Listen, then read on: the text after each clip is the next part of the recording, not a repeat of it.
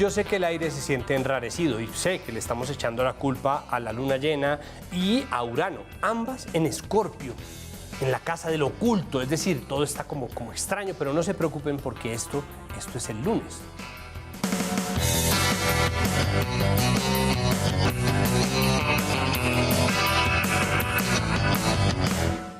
Y este lunes empieza, como todos los lunes, con el recuento de aquellas noticias que no se convirtieron en el tema central, o que en este caso lo configuran en la suma, mejor dicho.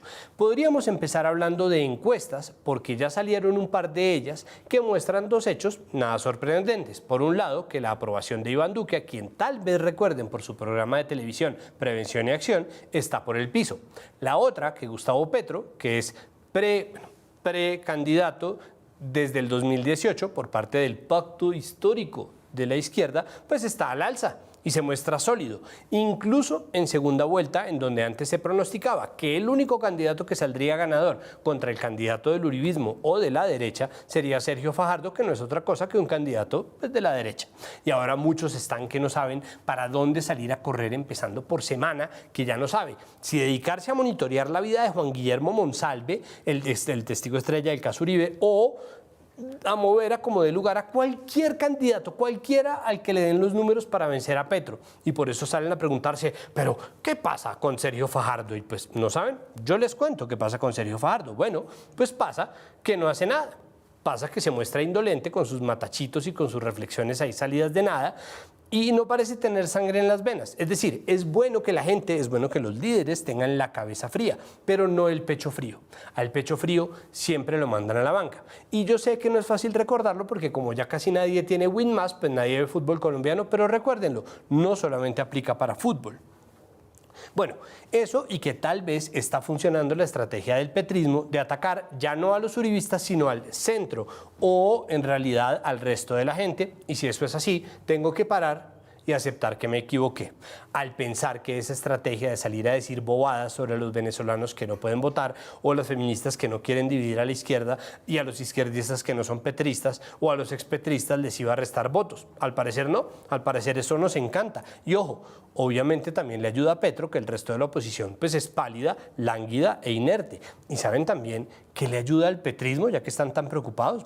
Bueno no, obviamente el memecrata mayor ayuda, pero no me refería a eso, me refería a columnas bobas y flojas como la de Antonio Caballero, que creyó que era un buen gancho utilizar a Margarita Rosa de Francisco como parapeto para atacar al petrismo y a Petro, utilizando fórmulas como muy linda y tiene muy buena voz, pintándola como alguien sin agencia ni seso, que simplemente se tragó porque es boba el cuento del petrismo, con lo cual borra cualquier otra discusión, porque nada tiene que ver una cosa con la otra. Es más, rescató al petrismo, que había estado en una racha complicada de troleo a las feministas, y que ahora está posando como la causa estrella de defensa al feminismo, rodeando todos a Margarita Rosa, y todo es culpa de Antonio Caballero, lo que es desconectarse de verdad del mundo y de todo lo que lo rodea a uno. Y hablando de feminismo, ¿saben quiénes no salen medidas en la encuesta de Inbamer? Exacto, las precandidatas para el gobierno feminista, Francia Márquez y Ángela María Robledo. Y ojo, no estoy diciendo que si salieran medidas entonces la encuesta cambiaría mucho.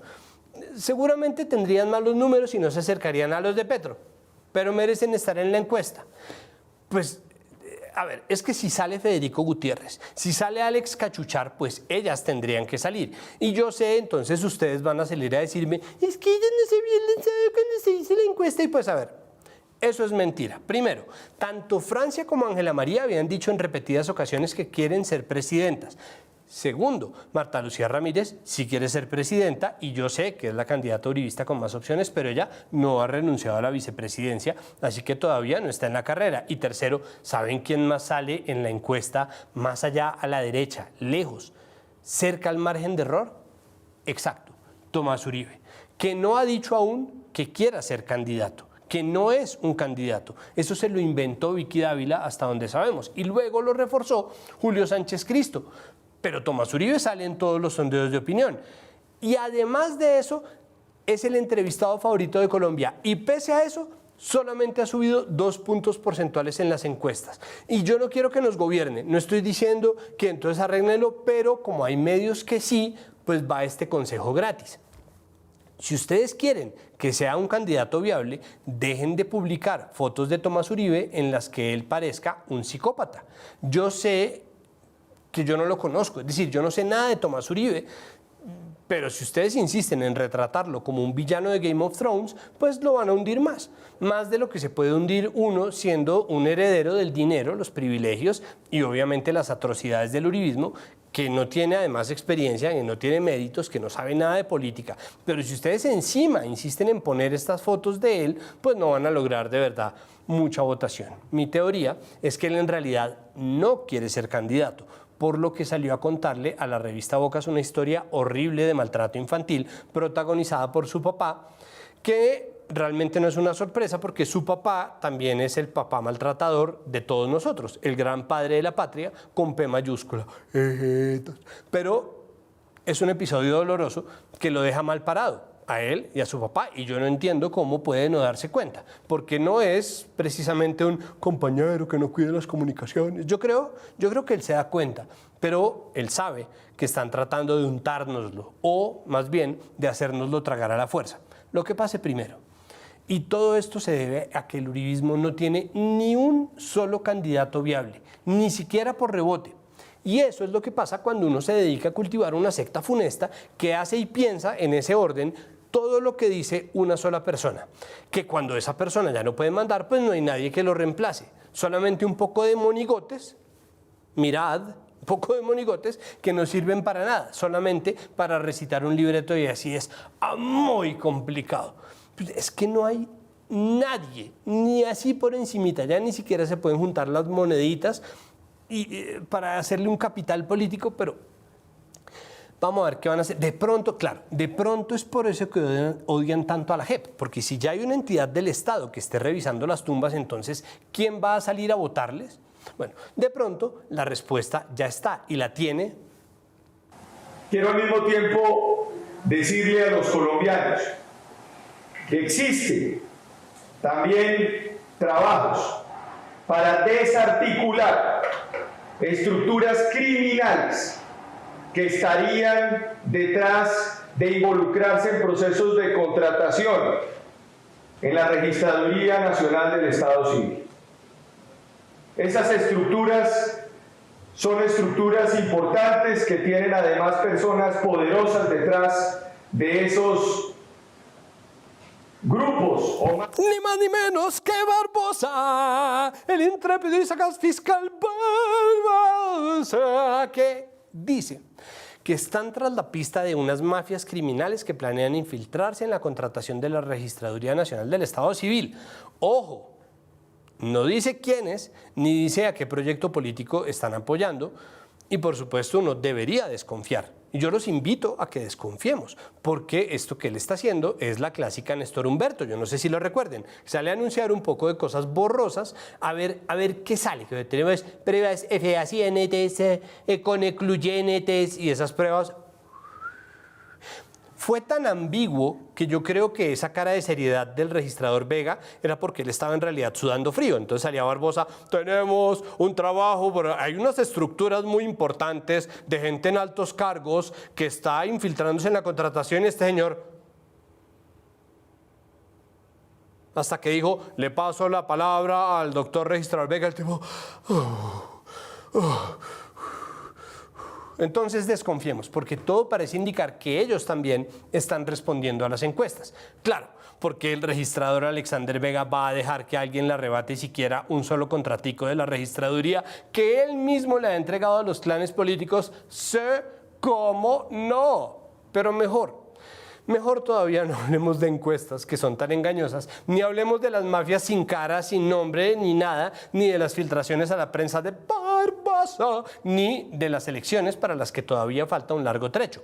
Si vamos a hablar de elegibilidad, hablemos de la reforma tributaria que sigue acumulando reclamos, objeciones, transformaciones y que al parecer tiene propiedades que combinan las del sulfaplata y las de la changua, porque está levantando muertos electorales y curando las quemaduras que las elecciones del 2018 le dejaron a Vargas Lleras, que ya salió revitalizado a oponérsele y a darse la pela por esa parte de su partido que estaba siendo refundado refundido por el uribismo. Entonces se fue a Miami a hablar con la estrella de la canción, Arturo Char, que justo también es el presidente del Senado.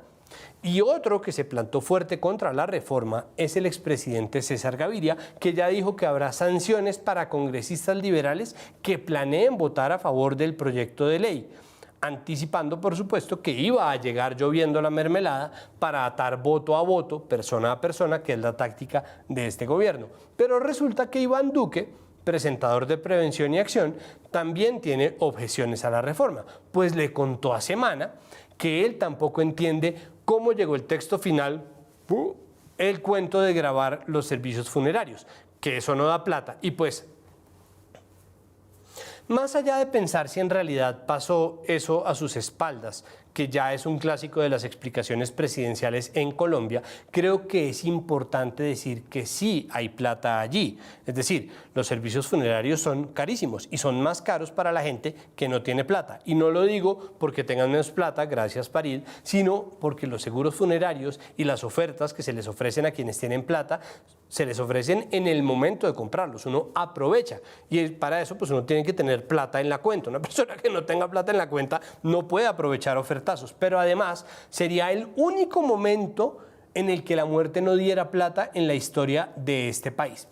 No lo sé, Rick, no lo sé, pero tampoco importa en realidad porque lo que están haciendo es enredar la pita para que al final nosotros no sepamos cuál es el texto que va a pasar en realidad a través de las comisiones y las plenarias en el Congreso, porque van a tratar de hacernosla tragar a la fuerza, otra vez, con los cambios que le metan, los micos que le cuelguen y los puntos que dejen intactos, como este horror que nos cuenta el jurista José Gregorio Hernández.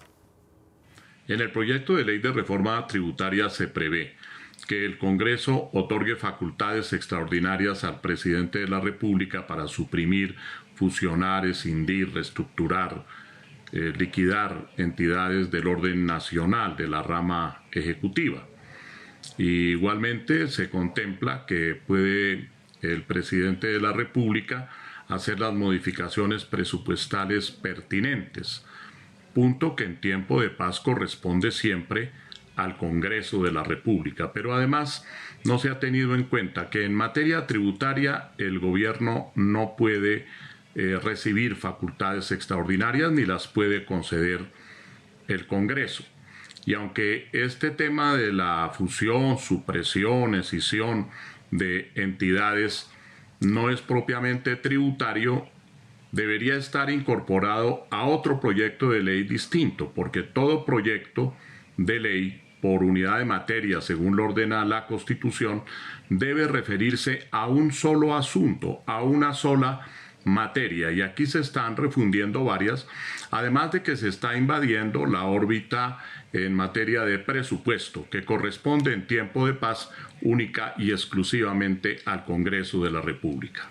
Entonces, mucho ojo a lo que está diciendo José Gregorio Hernández, que le están dando en la reforma tributaria, que no tiene nada que ver, una serie de poderes al presidente que no tendrían por qué atribuirle, y esos poderes tienen que ver también con adjudicaciones de presupuesto. Es decir, que no nos están diciendo cuánto se van a gastar en la gente, pero sí cuánto quieren recaudar, y encima de todo le están dando unas facultades ahí.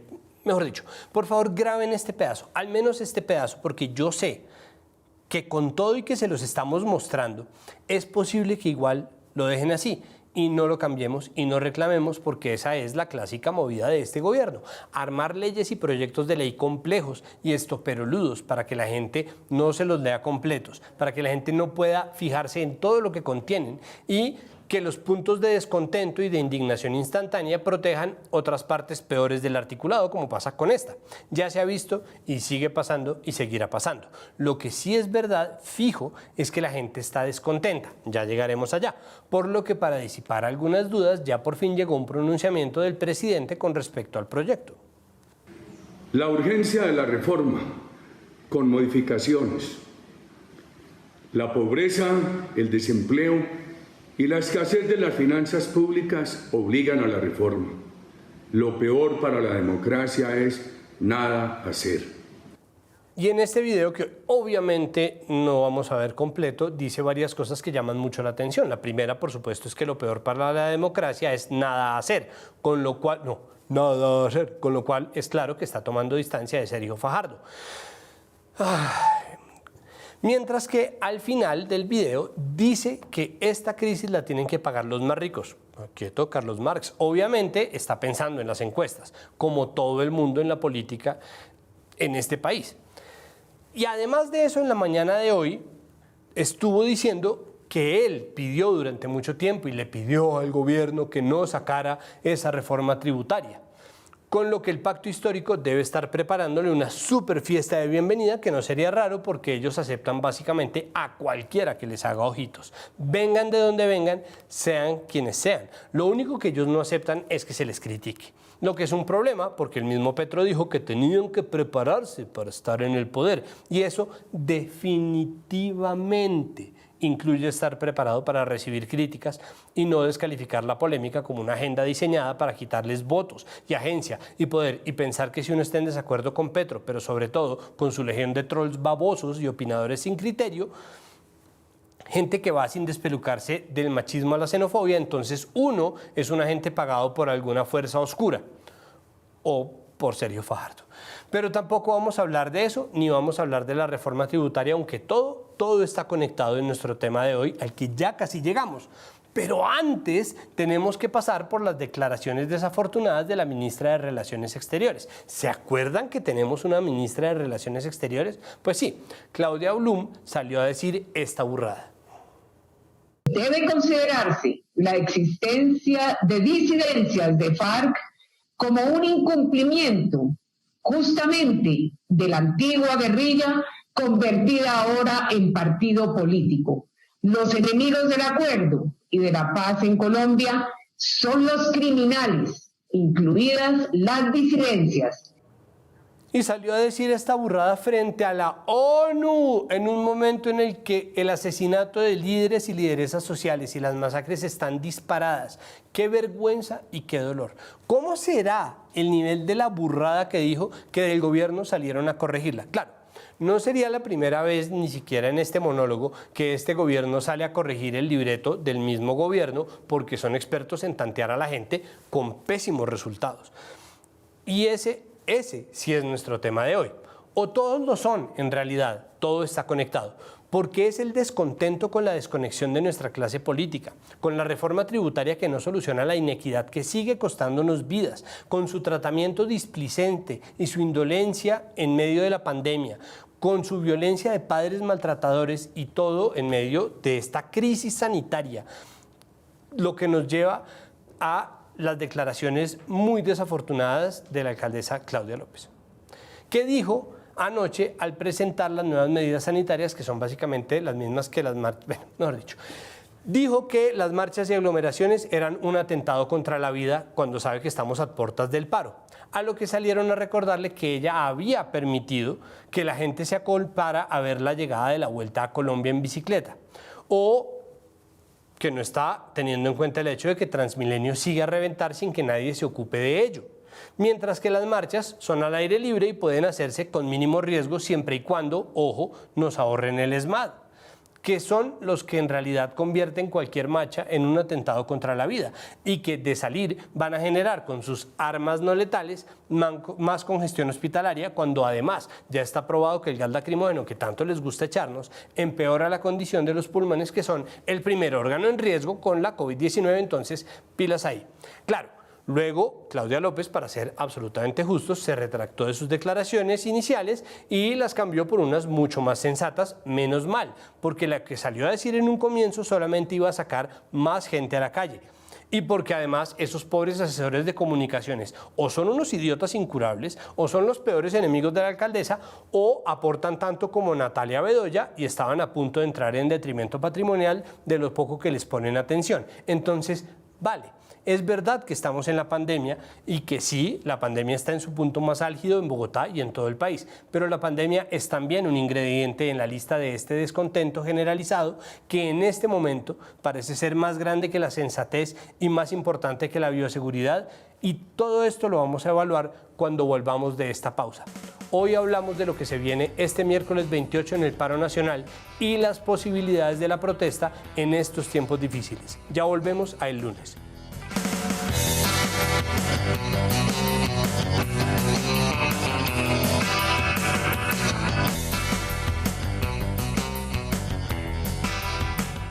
Y volvemos a el lunes y nuestro hashtag es numeral paro en marcha.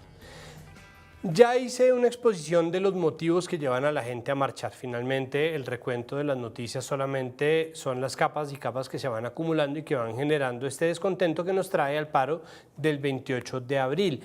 Pero queremos conocer también, y antes de presentar a nuestros invitados, vamos a ver algunos videos de muchas de las partes que participan en este gran paro nacional y que lo están convocando. Vamos a empezar con los estudiantes, porque los movimientos estudiantiles han cumplido un papel fundamental en la configuración de la protesta social en Colombia, tal como la conocemos ahora. Por eso, este video de Alejandra Sánchez, representante estudiantil. ¿Recuerdan que en el 2018, en un paro de 3 meses de movilización pacífica y creativa, los estudiantes le arrancamos 5,85 billones de pesos al gobierno de Iván Duque? Pues ese acuerdo, si pasa la reforma tributaria de Carrasquilla, está en riesgo, porque en el artículo 33 el proyecto lo que busca es devolver una discusión que para entonces dimos y ganamos además sobre que el presupuesto anual de las universidades públicas tiene que ser mayor, superior al de la inflación, porque es la única forma de cerrar esa brecha presupuestal que se ha creado en estos 30 años y de modo que las universidades públicas no se caigan a pedazos. Hoy están en riesgo 164.000 millones de pesos si pasa esa reforma. Por eso los jóvenes estudiantes tenemos que movilizarnos y defender en la calle lo que ganamos en la calle. Otro de los grupos humanos convocantes, uno de los más importantes, son precisamente las comunidades indígenas. Por eso nosotros tenemos este video del gobernador indígena del resguardo de Pioya en Caldono, Cauca, Jorge Campo, que nos habla sobre la situación de seguridad, la situación con los cultivos ilícitos, la agricultura y todo lo que este gobierno ha hecho que tiene descontenta a la gente lejos de las ciudades. Y el mensaje es puntual al gobierno nacional. Lo que usted no está haciendo, lo estamos haciendo nosotros. Y el marco de la responsabilidad del gobierno es total. Dejamos en audiencia, dejamos a lo público lo que nos puede suceder a nosotros como gobernadores. Primero, ¿por qué? Porque nosotros en el ejercicio del control del territorio vamos a tener amenazas y vamos a seguir teniendo muertes.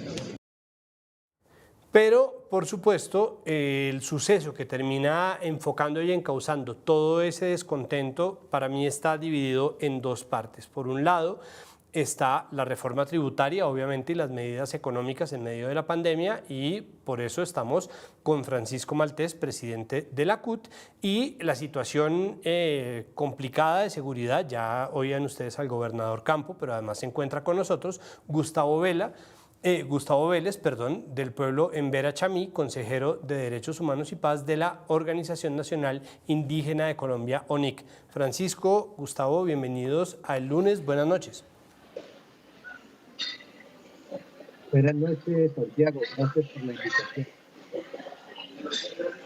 Santiago, un cordial saludo, gracias por invitarnos. Bueno, lo primero es, Francisco, hábleme un poco qué están exigiendo con respecto a la reforma tributaria.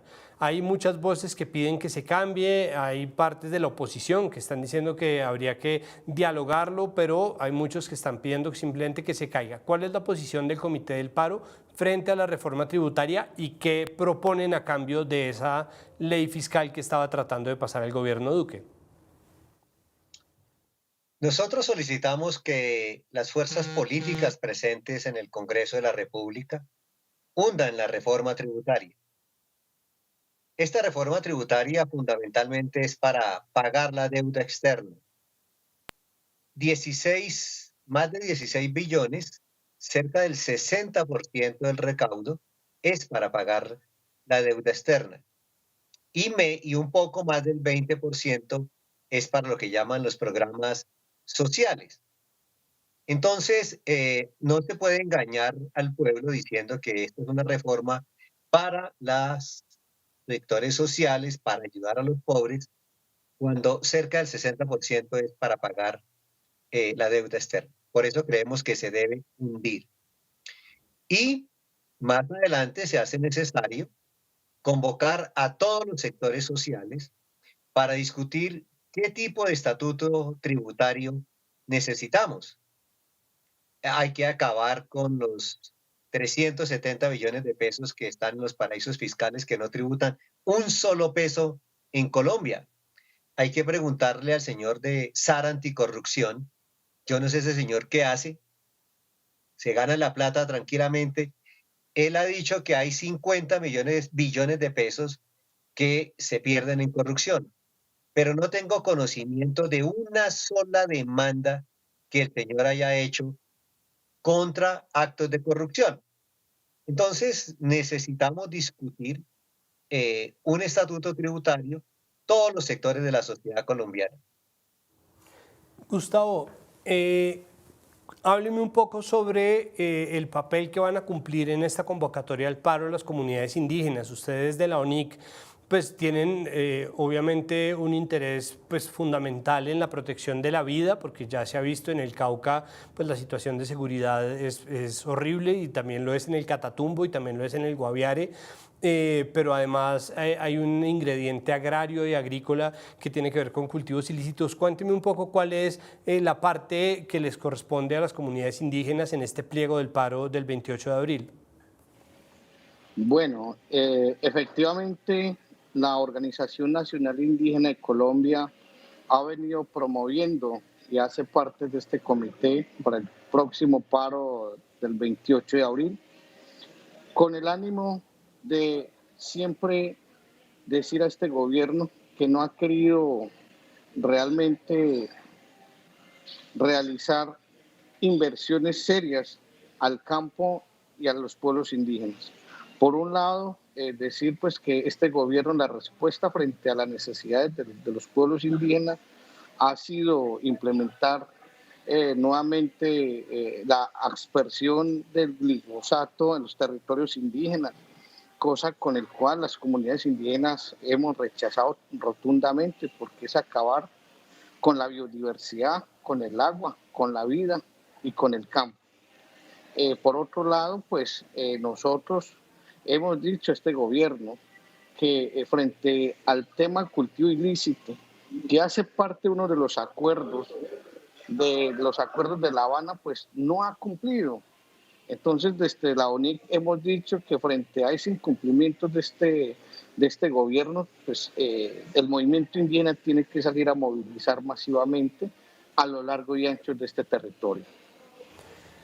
Gustavo, es importante también saber cuál ha sido la respuesta hasta ahora del gobierno, porque pese a que se entiende que el gobierno no tiene suficiente, o el Estado, mejor dicho, no tiene suficiente presencia en lo que nosotros en la ciudad damos en llamar despectivamente los territorios, pues esa presencia tampoco, es decir, esa presencia tampoco se da a nivel de diálogo, pero al mismo tiempo pues ustedes tienen que tener comunicación con alguna entidad del Estado. ¿Qué respuesta han recibido? ¿Han tenido la oportunidad de al menos dialogar o no están recibiendo ustedes ninguna comunicación por parte del Estado? Santiago, es importante señalar que el movimiento indígena, no solo la ONIC, sino las otras organizaciones, tenemos una mesa de concertación donde se discuten temas coyunturales con respecto a todos los niveles de necesidades que tiene el movimiento indígena. Sin embargo, lo preocupante de esta mesa es que los balances, si hacemos un balance serio, riguroso, pues nosotros como movimiento indígena decimos que no ha cumplido ni siquiera el 5% de lo acordado, y muchos de lo acordado van en línea de cumplimiento del Plan Nacional de Desarrollo.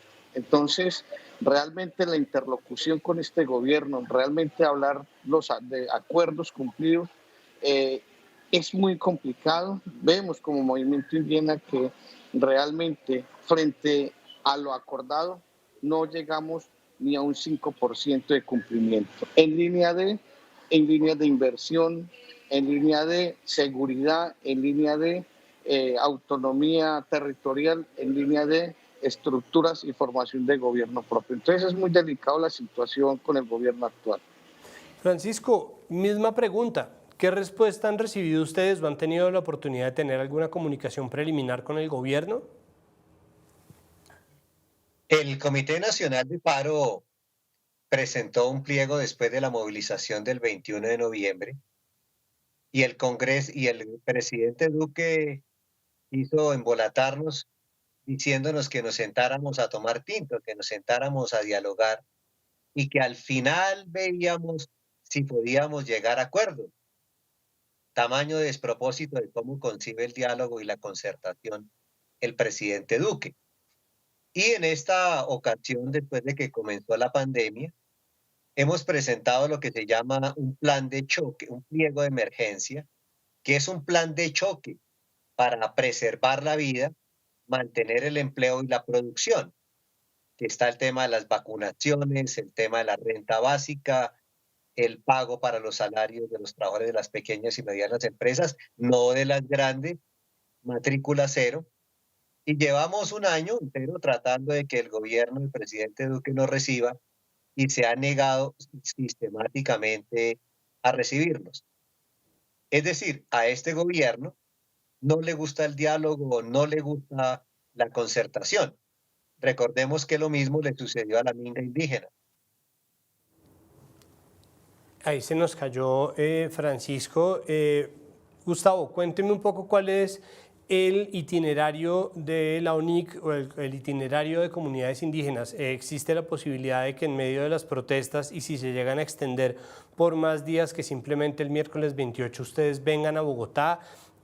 O mejor dicho, que se movilicen hacia Bogotá en masa, como pasa, por ejemplo, con la Minga, o va a ser simplemente en las distintas capitales departamentales? ¿Cómo va a ser el movimiento territorial físico?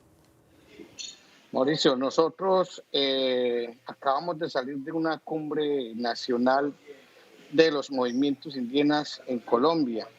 En principio, el gran paro del 28 de abril para nosotros va a ser un paro preparatorio a la gran movilización que estamos planteando para el mes de junio, julio, que aspiramos a que nos podamos movilizar en todo el país cerca de 30, 40 mil indígenas, porque realmente, Santiago, las causas y los motivos son muchos.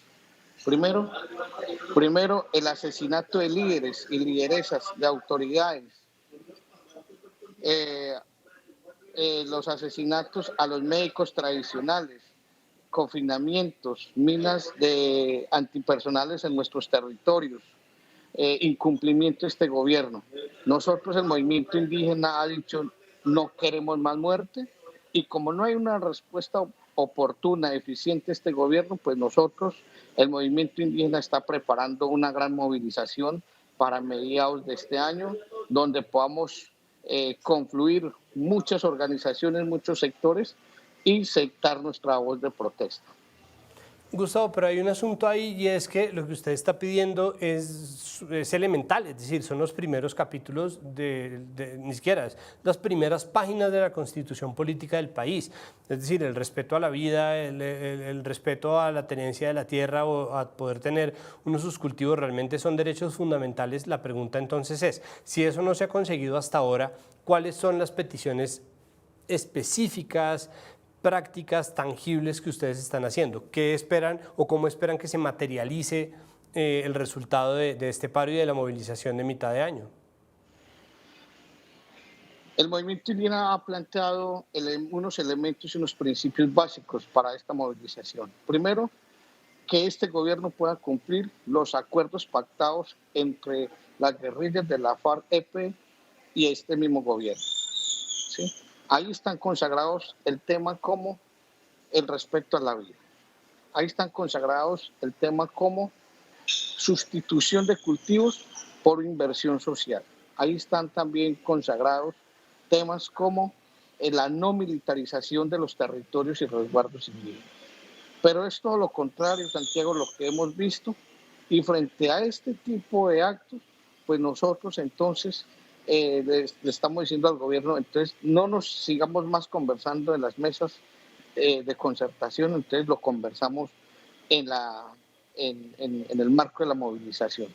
Lo segundo, pues hombre, este gobierno ha venido con todo este tema de las reformas tributarias, eso es ponerlos una guillotina en el cuello de los sectores menos desfavorecidos. Y a eso el movimiento indígena le tiene que decir un no a este gobierno, a eso no le vamos a apostar, por lo tanto, hay algunas agendas ya claras que nosotros lo estaremos negociando en el marco de la movilización. Francisco, hay un tema pues, que es ineludible y es, pues efectivamente, y pese a lo importante, lo fundamental del derecho a la protesta, pues sí estamos en la semana más álgida de la pandemia, sí estamos en alerta roja hospitalaria. ¿Han tenido la oportunidad de discutirlo? ¿Qué va a pasar? Es decir, ¿qué pasa si la gente, por ejemplo, no acude en masa? ¿Será que existen otras posibilidades? ¿Han evaluado otras alternativas? Muchas voces desde la izquierda, no desde el centro ni desde la derecha, sino desde la misma izquierda, han pedido que se evalúen sistemas de protesta paralelos y alternos que permitan como reunir más gente o más voces. ¿Ustedes han pensado en esto? ¿Tienen alguna propuesta al respecto? El Comité Nacional de Paro que realizamos hoy en la mañana ratificó la decisión del paro ante la indolencia del gobierno del presidente Duque, que se ha negado a escuchar las opiniones de la sociedad que le piden que retire el proyecto de reforma tributaria. Partidos políticos lo han solicitado, la academia, inclusive algunos gremios empresariales han dicho que es inoportuna, que no es conveniente. Hay un clamor generalizado de que se retire este proyecto nefasto de reforma tributaria. Ante esa negativa del gobierno de retirar este proyecto, al igual que de continuar el trámite del proyecto de ley 010, que profundiza la crisis de la salud, hemos decidido que manteniendo las medidas de bioprotección, de bioseguridad que dice el ministro de Salud, que son 3, vamos a salir al paro. Vamos a salir al paro con el distanciamiento, con el tapabocas, lavando las manos con alcohol y adicionalmente vamos a hacer un cacerolazo a las 8 de la noche del miércoles. Vamos a poner en todas las ventanas donde más podamos un cartel que diga no a la tributaria. Ya tengo muchísimas imágenes de varias regiones del país donde se está pegando el cartel. Y por supuesto estamos haciendo un trabajo muy fuerte en las redes sociales para expresar nuestra inconformidad con este proyecto de reforma tributaria que debe hundirse. ¿Tienen algún tipo de diálogo con el gobierno distrital? Porque uno de los peligros de aglomeración también está cuando llega el ESMAD, y si el ESMAD llega, sea por lo que sea, si existe algún acto de, y esto en gigantescas comillas, vandalismo, si existe alguna reacción violenta, si existe una provocación de cualquier tipo, y empieza de verdad el accionar del escuadrón móvil antidisturbios, esto sí puede romper con el distanciamiento físico entre las personas, puede acabar con el uso de tapabocas, puede empezar a generar otro tipo de problemas adicionales. ¿Ustedes han podido discutir esto con Secretaría de Gobierno? ¿Han podido discutirlo con el gobierno distrital para concertar que no ocurra nada de esto? No hemos podido dialogar con el gobierno distrital y aprovecho la oportunidad para solicitarle a la alcaldesa, que es la jefe de policía, que no envíe al ESMAD el 28 a las calles en Bogotá. Perfecto.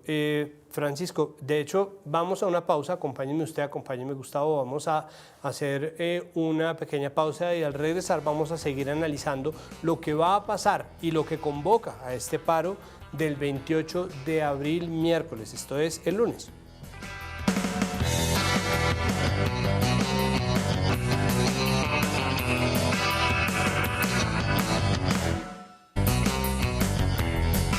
Continuamos en el lunes y recuerden que nuestro hashtag hoy es #paro en marcha y seguimos hablando sobre el paro del 28 de abril con Francisco Maltés, presidente de la CUT, y con Gustavo Vélez, indígena del pueblo en Verachamí, consejero de Derechos Humanos y Paz de la ONIC. Pero antes de irnos a la pausa, Francisco hablaba sobre el llamado que hacen al distrito para que el gobierno de Claudia López no saque al ESMAD o retire al ESMAD de las calles y mantenga esta protesta libre de ESMAD.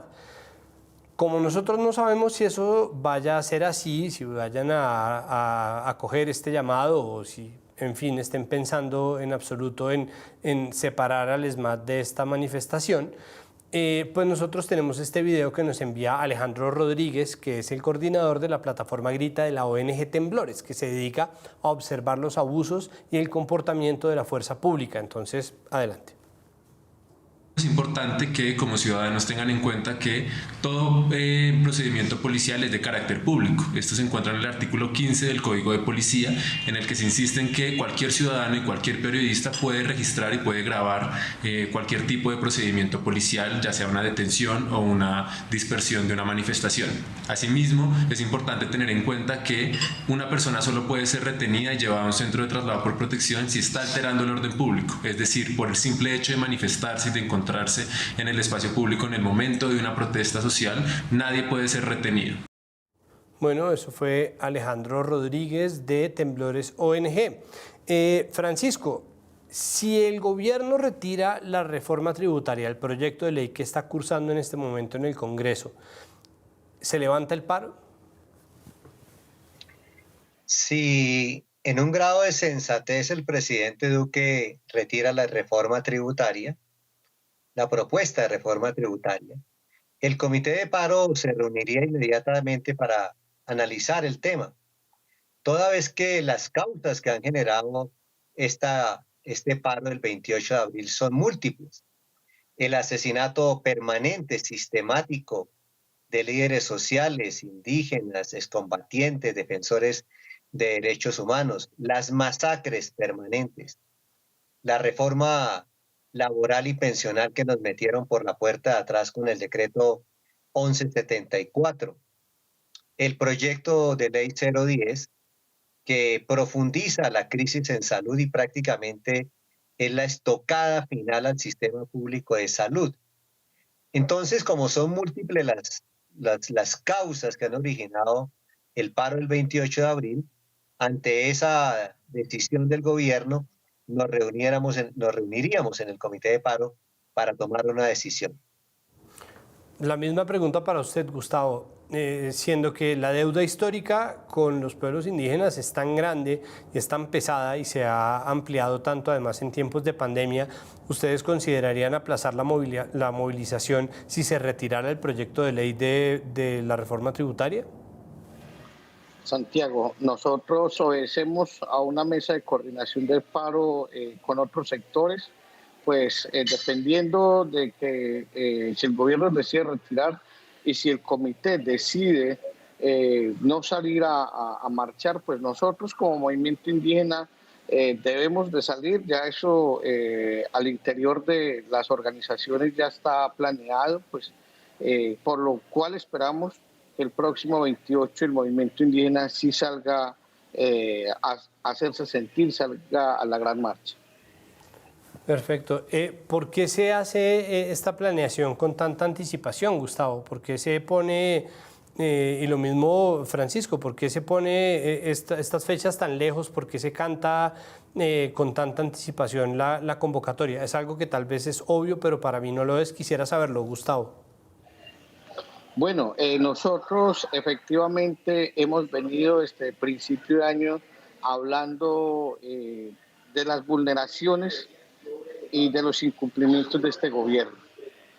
Por eso hemos venido consultando con nuestras bases y hemos venido un poco aguantando, Santiago, qué iba a pasar en estos 3 meses, 4 meses del año 2021. Desafortunadamente no ha cambiado mucho durante este gobierno, incumplimiento, poca inversión, mayor abuso, digamos, con todas estas políticas que se está creando como la aspersión con glifosato.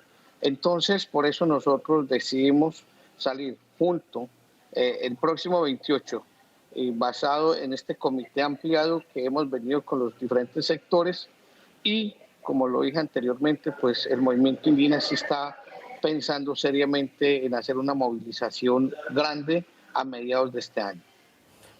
Pues bueno, Francisco, la misma pregunta, ¿por qué se hace la convocatoria con tanta anticipación? Es decir, ¿por qué no existe la posibilidad de una reacción rápida? Cuando pillamos al presidente Duque en la mentira, y digo que cuando lo pillamos en la mentira porque recuerden ustedes que Duque había dicho hace 6 meses que no iba a hacer reforma tributaria, cuando hace 2 meses dijo que iba a hacer reforma tributaria, el Comando Nacional Unitario, donde estamos la CUT, la CTC, la CGT y los pensionados, lanzamos la consigna de paro nacional. ¿Y por qué con 2 meses de anticipación?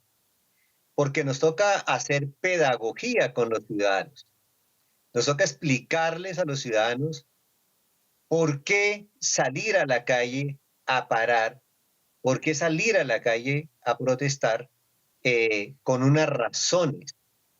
El movimiento sindical y el movimiento social trabaja sobre la base de la racionalidad, racionales.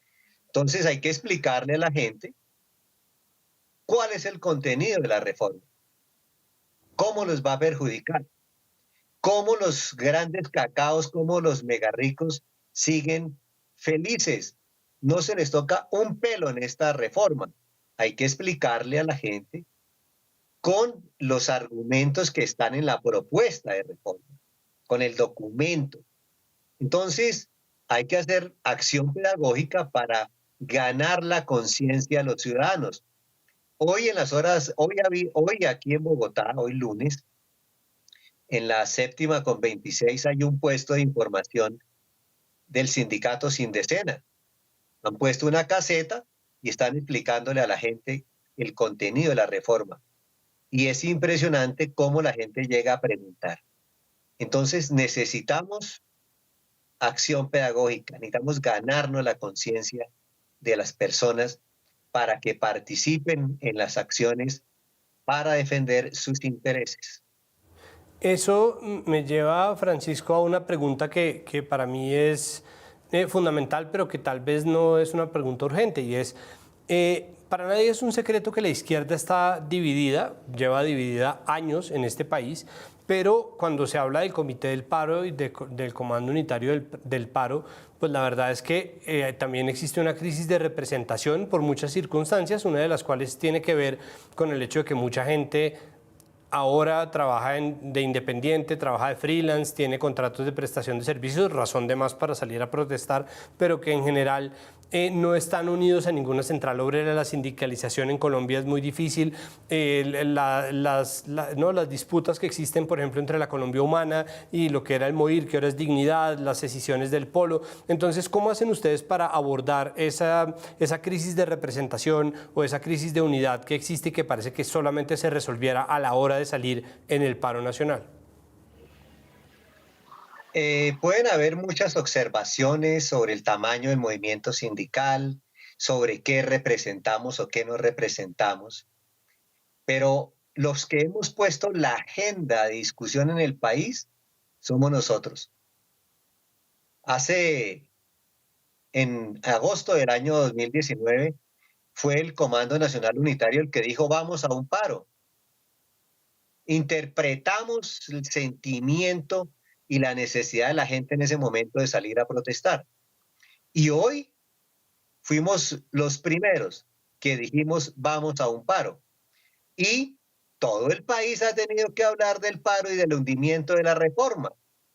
Entonces, nos pueden decir que somos muy pequeños en la CUT, en el movimiento sindical, que no representamos a los 22 millones de trabajadores y trabajadoras, pero estamos interpretando el sentir de la sociedad. Cuando lanzamos la propuesta, hace 2 meses, trabajamos para convencer a la gente, para llegar a todos los sectores, y hoy toda la sociedad colombiana, todos los gremios económicos, todos los partidos políticos, todas los que tienen que ver con el sector del agro han tenido que referirse al paro y al hundimiento de la reforma tributaria. Hemos sabido interpretar los anhelos de la sociedad para poner a discutir al país sobre este asunto que muy pocas veces se discute, porque los gobiernos a punta de mermelada es que han aprobado las pasadas reformas tributarias. Esta vez ha sido diferente, por primera vez en la historia de Colombia. Perfecto, sí, eso son cosas que analizamos de hecho ya en el lunes en el capítulo sobre reforma tributaria y también en el podcast Capital Político, que ahí les dejo yo ese trompo bailando para que la oigan. Bueno, pues hasta aquí nos llega el tiempo. Francisco, muchísimas gracias por aceptar la invitación. Gustavo, muchísimas gracias por aceptar esta invitación. Santiago, muchas gracias a usted, un placer con nuestro colega, pues estamos atentos e invitamos como Movimiento Indígena a salir el próximo 28 a decir no más a un gobierno que no nos ha querido escuchar. Muchas gracias. Muchísimas gracias, Francisco. Muchas gracias, Santiago. Felicitaciones por su excelente programa. Muchas gracias. Bueno, nosotros llegamos hasta aquí en el lunes y queda tiempo cortiquitico para una reflexión que para mí va dividida en dos partes. Por un lado, es cierto que la sindicalización en Colombia ha sido difícil, cada vez lo es más y cada vez son menos las centrales obreras y la representación que tienen con la gente estas centrales obreras, pero es importante que así no sea en centrales sindicales del modo convencional, quienes tenemos un trabajo y quienes nos vemos afectados por este tipo de medidas, nos unamos. Es importante que estemos unidos. La pandemia, de hecho, una de las lecciones que nos deja es que necesitamos cooperar, necesitamos estar unidos y unidas. Tenemos que trabajar en conjunto y en equipo. Y ahí viene la segunda parte de la reflexión. Eso también incluye a los gobiernos y también incluye al Estado. No se nos puede dejar solos. El Estado debería estar abriendo las puertas para que el gobierno dialogue. El gobierno debería sentarse a dialogar, simplemente porque así es mucho más fácil gestionar cualquier posibilidad que se tenga de realmente parar las marchas que tanto miedo parece que les dan por cuenta de un contagio que no les importa cuando se trata de mandar a trabajar a la gente o de meterla en buses atiborradas de personas o de hacerlas poner a hacer fila en cualquier otro lado o cuando retrasan el plan de vacunación. Entonces, si no hay diálogo y si no existe cooperación, es muy difícil saber cuál es el país que tenemos o mejor dicho, si nos queda un país y por eso la gente protesta. Hasta aquí el lunes. Nos vemos en una semana con más, análisis y opinión, sobre todo opinión. Y recuerden que tenemos muchos podcasts, que estamos en Capital Político, en Punto Invisible. Recuerden también que estamos en las plataformas digitales, mejor dicho, disfruten de todo lo que Mesa Capital tiene para ofrecerles. Nos vemos en una semana, gracias por su audiencia, chao.